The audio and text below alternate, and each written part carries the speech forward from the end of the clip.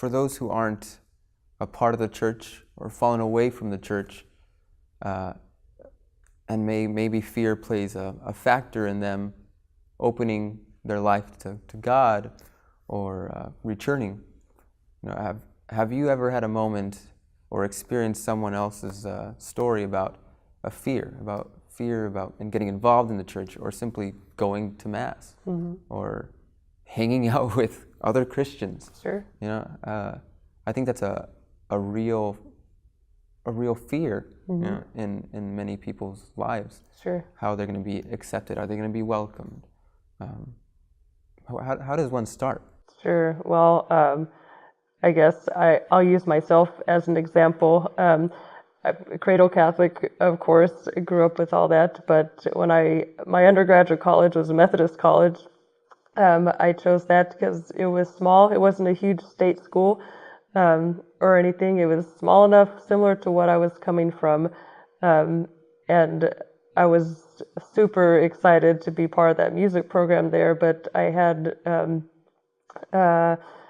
some fears. I was kind of afraid, like, well, what will that mean? Because most of these students, my fellow students, will be Methodist or of a Protestant religion, whatever. And to my surprise, it meant absolutely nothing.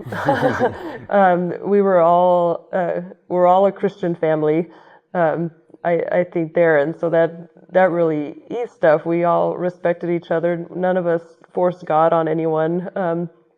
None of us were Bible beaters, I guess. I don't know if that's a Texas thing, but that's a thing. but or a college thing now. But that was my fear for that was conquered really quickly, and I think I know my mother had that fear also.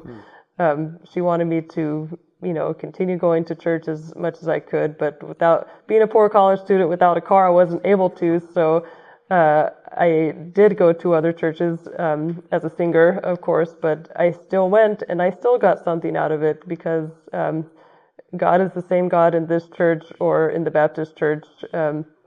We're all in that together, but it's just having that openness, that humility in that way, and being vulnerable, I think, is the challenge, but that helped me through that time.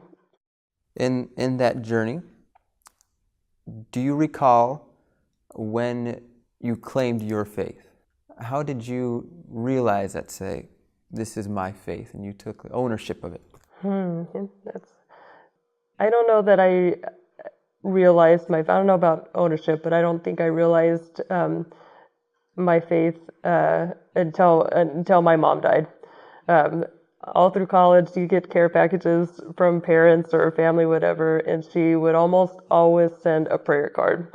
And I was like, okay, St. Anne, okay, St. Anthony, and have all these. And it really wasn't until her death that I realized, all of those, she was kind of telling me about this. She was still being my catechist through that, to rely on our saints and maybe say this little prayer to your guardian angel thing, that I was more in tune than I thought I was, and I was not as in tune as I needed to be. So I took all those little things as little blessings, like, oh, okay, thanks.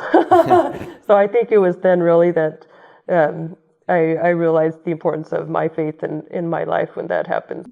Dr. A.P., thank you so much. Thank you so much for this time. It was great. And I hope you come back. Great, thank you. And I'm looking forward to, I want you to play for us. Maybe tonight we'll do that. We'll see. Thank you so much. Thanks, Edgar.